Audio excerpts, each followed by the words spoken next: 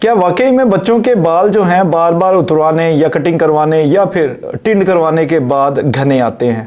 ये एक ऐसा मामला है जो हर घर में नन्हे बच्चे या बच्चियों के बाल कम होने के बाद सुनाई देता है।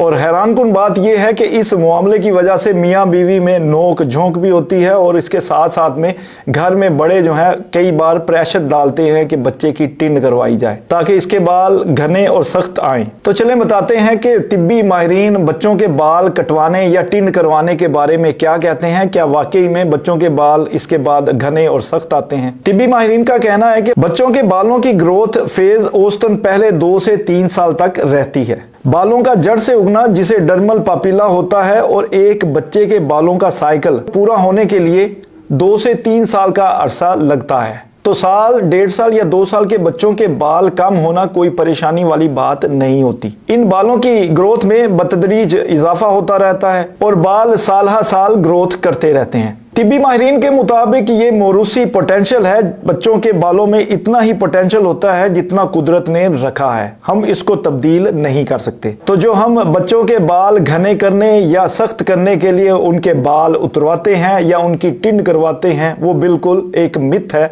मिथ के अलावा इसमें कोई भी और ऐसी चीज नहीं है कि इसकी वजह से बच्चे के बाल सख्त हो जाते हैं या उनकी ग्रोथ बेहतर होती है। ये एक पॉपुलर मिथ तो है मगर तिब्बी नुक्ता नजर से ये मिथ बिल्कुल गलत है। तिब्बी माहिरीन के मुताबिक ये साइंटिफिकली प्रूवन बात है कि बच्चों के बालों में जितना मौरूसी पोटेंशियल है इतने बाल आकर ही रहते हैं। इसे दुनिया की कोई ताकत भी कम या ज्यादा नहीं कर सकती। तिब्बी माहिरीन के मुताबिक बालों को जल्द बेहतर बनाने के लिए बच्चों के सर का मसाज करना जरूरी है जो किसी भी अच्छी कंघी से किया जा सकता है। बच्चों के सर पर किसी भी अच्छे ऑयल से सर पर जेंटल मसाज करें। इस जेंटल मसाज और कंघी करने की वजह से सर में ब्लड सर्कुलेशन बेहतर होती है। बच्चों के लिए बेबी शैम्पू इस्तेमाल करें क्योंकि इन बेबी शैम्पू में हार्ड केमिकल नहीं होता जो इनके बालों की ग्रोथ को रोके।